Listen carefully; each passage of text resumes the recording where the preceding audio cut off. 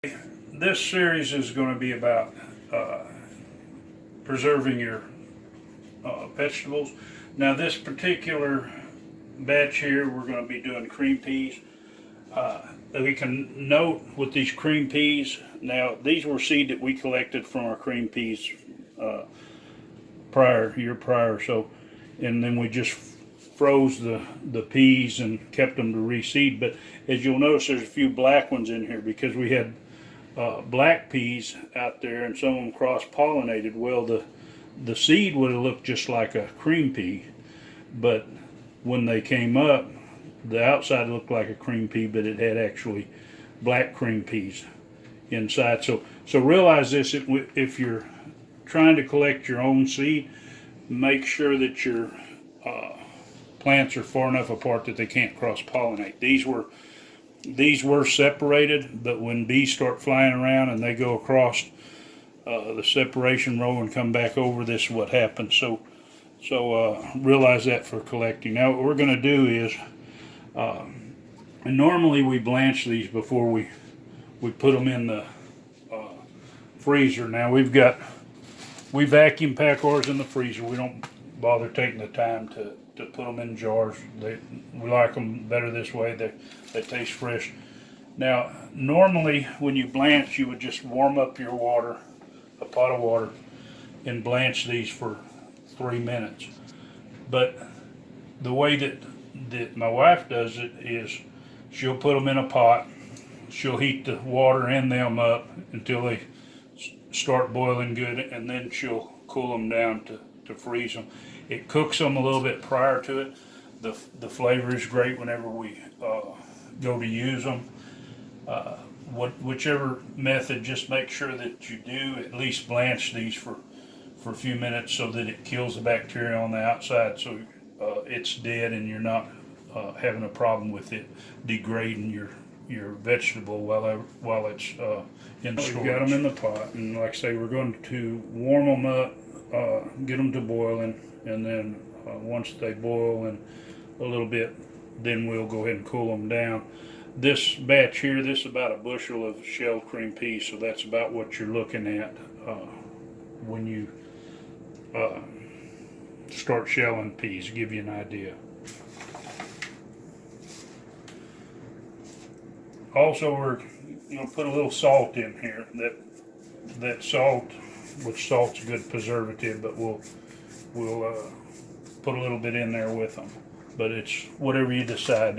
If you don't want salt in your peas, it's not that much. It's not going to make it high sodium, but salt is a preservative. Okay, after you've blanched your peas, just take and scoop these out of your pan. You don't need all that extra water when you're freezing.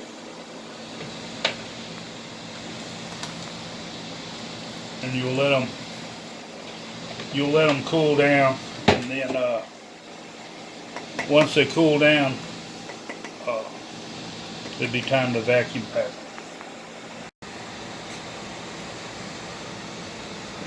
We're doing some squash here to prepare it. Just cut it up. Make sure you wash it first. Don't wash your vegetables in your kitchen sink, especially if you have a septic system. That dirt will build up, and then pretty soon you'll have clogged up line or a clogged up tank. When you vacuum pack squash, or you're going to freeze it, blanch it, get some boiling water, cut it up, blanch it for 3 minutes, and then let it cool down and bag it up. I always recommend vacuum packing, because when you vacuum pack, it'll keep 2-3 years no problem, with no change in the flavor.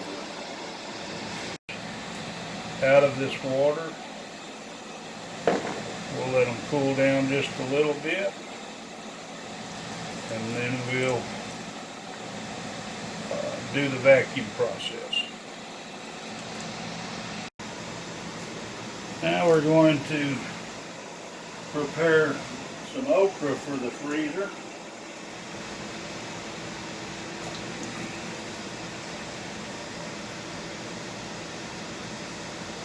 Okra is done a little different. When you do your okra, you're going to do your timer the same way. You're going to do it for 3 minutes.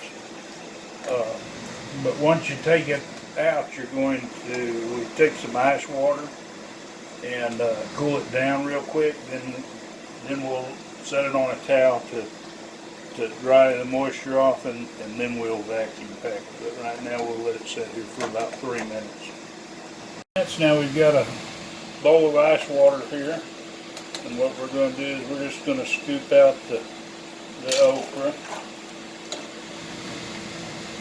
This is a couple days worth of plants. Sometimes you miss one and they get a little big, but if they get big, always check, make sure they're not tough, because you don't want to bother storing some vegetables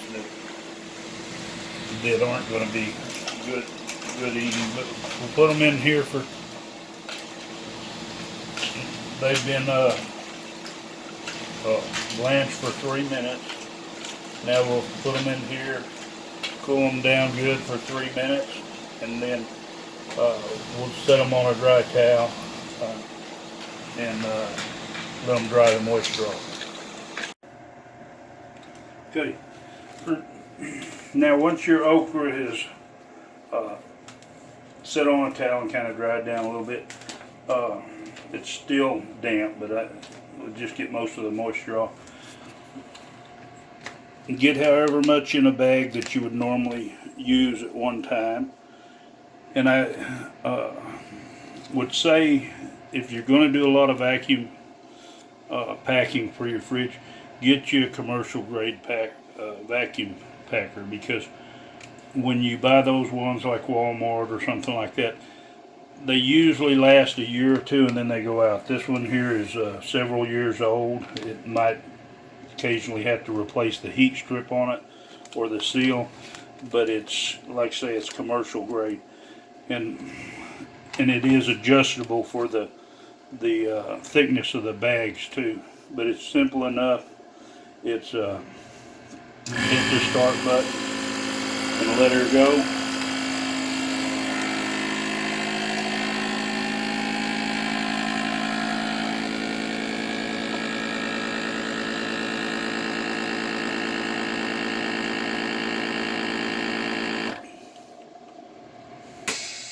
From there, it basically does it itself.